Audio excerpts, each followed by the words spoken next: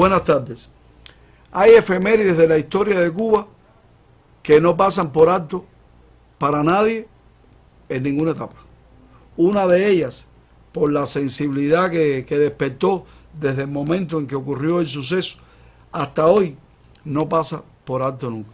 Es el caso del 27 de noviembre de 1871, cuando fueron fusilados 8 estudiantes de medicina en La Habana.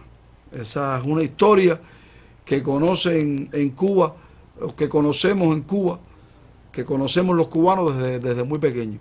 Ahora, en el caso de los estudiantes de medicina, lo primero que hay que saber es en qué contexto ocurrió, para podernos dar cuenta de la magnitud de la injusticia, y no para justificarla, pero sí para tener argumentos de por qué ocurrió una barbaridad, una barbarie como aquella.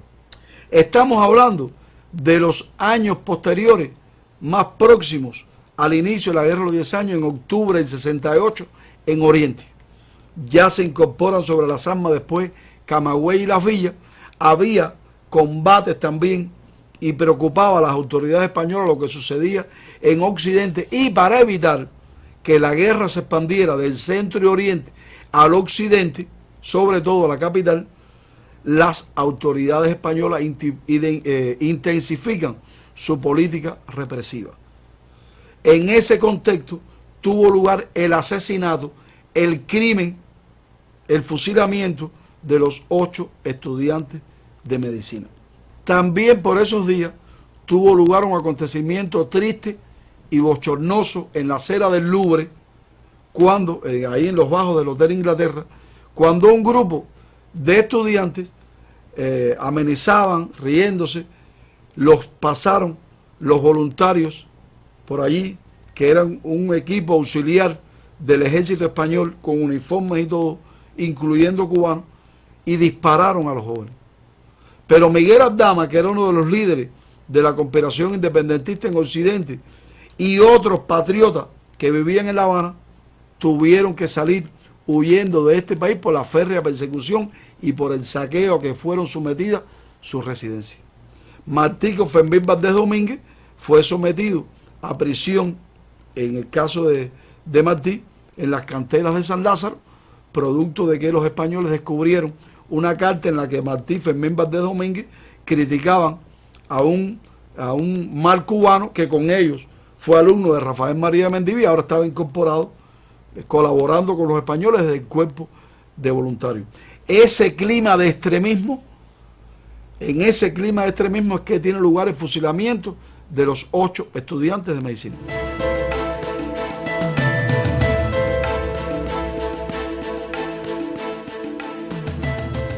Concretamente, ¿qué ocurrió? Estudiantes de primer año de medicina en la Universidad de La Habana fueron al ya desaparecido hace mucho tiempo cementerio de Espada, y como jóvenes al fin comenzaron a jugar con un carro de trasladar cadáveres, de trasladar féretros dentro del cementerio. A alguien le molestó y apareció después rayada, calificado ese acto como ultraje, apareció rayada la tumba de Gonzalo de Castañón, un periodista extremista español que después murió justamente a manos de un cubano en Estados Unidos, porque todos los abusadores son cobardes, pero aquí en Cuba se comportó muy mal y era un extremista conservador de los más grandes, y apareció rayada su tumba, lo que, repito, fue calificado como un ultraje. Inmediatamente el cuerpo de voluntarios apareció en las aulas universitarias exigiendo responsabilidad dentro del grupo de jóvenes que estuvo en el cementerio.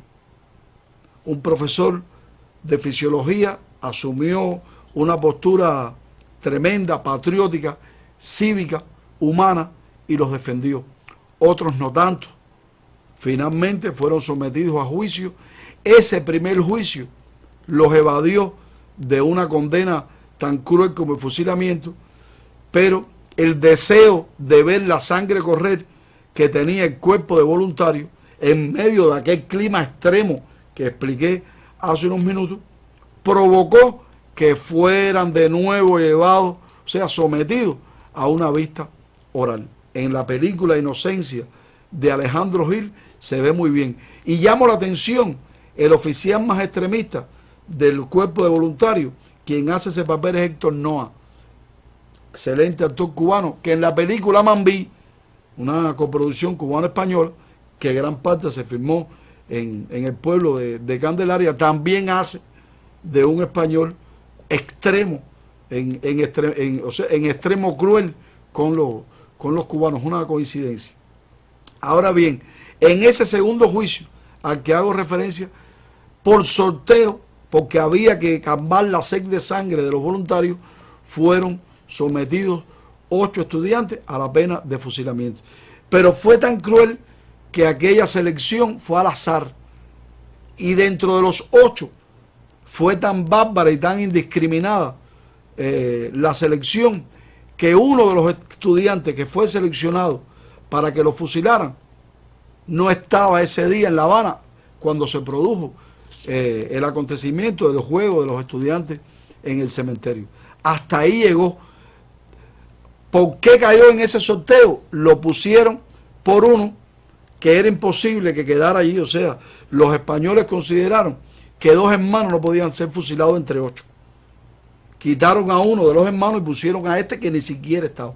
Miren hasta dónde llegó la sed de sangre de los voluntarios españoles. Y sin duda se inscribe como uno de los grandes crímenes de la historia de Cuba. Martí lo trató muy bien en su poema A mis hermanos muertos el 27 de noviembre. Y ya estaba en España Martí en su primer destierro.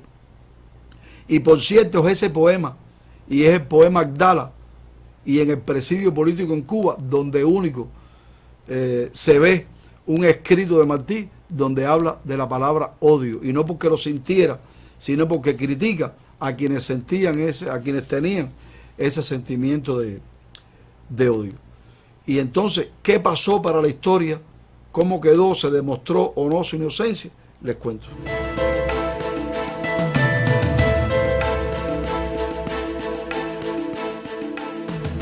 Especial homenaje se le rinde, junto a de los estudiantes de medicina, a Federico Capdevila, que fue el capitán español que asumió con una dignidad tremenda.